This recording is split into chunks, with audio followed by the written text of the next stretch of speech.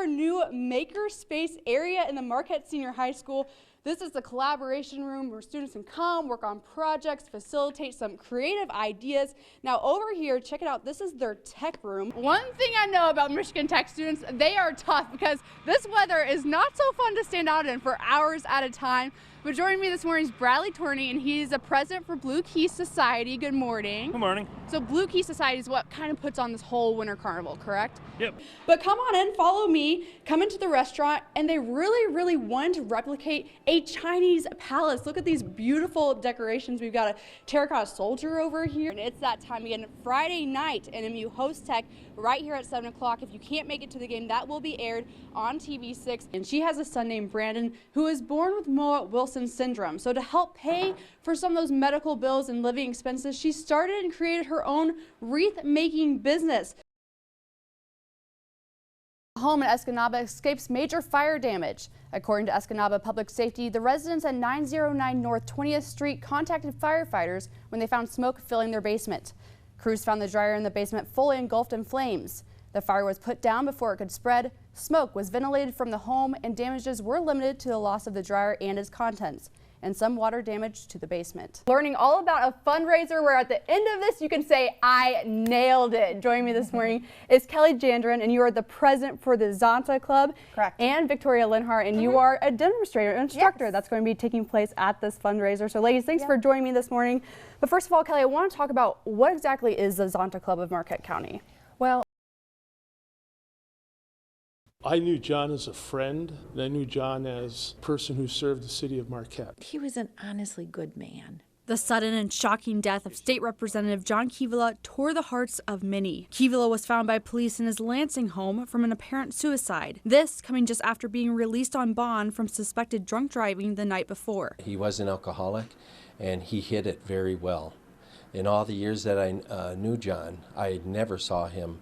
I would see him drink socially, but I never saw him sloppy drunk, or or if he had a few, he'd let his wife drive. Amidst his struggles with alcohol, that didn't take his dedication away from being a leader. He really represented everybody. It didn't matter what side of the political spectrum you were on. If you had an issue or wanted to talk to him, he was always available, always understanding. The thing that I really liked about him was that he cared about the people, he cared about the city, he cared about his district when he was a representative.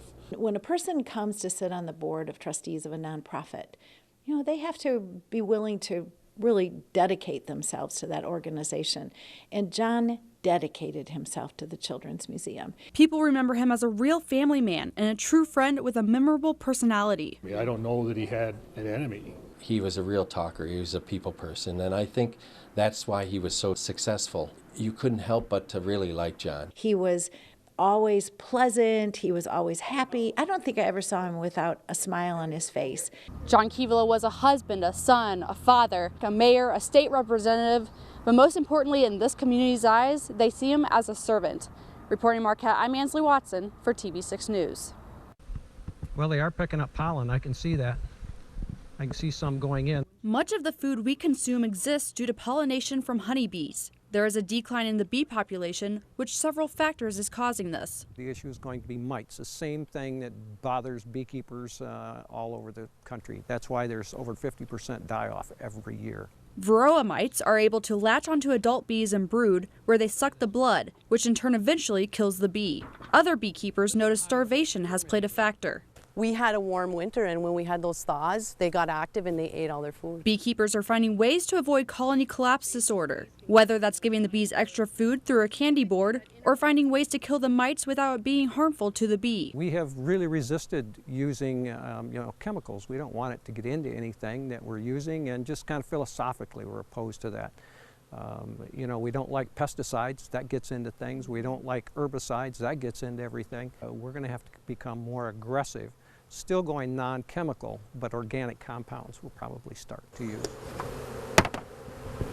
For non-beekeepers who want to play a role in bee survival, there are things you can do to help. Plant flowers in your yard. Don't mow so much. Let your grass grow higher. Don't try to kill all the weeds that flower. Think 1, 2, 3 times before you use pesticides and herbicides. That's just not good for bees are plants that bees do like. In the second part of my series on beekeeping, we'll talk to you about a group of students who are doing what they can to help the declining population of honeybees.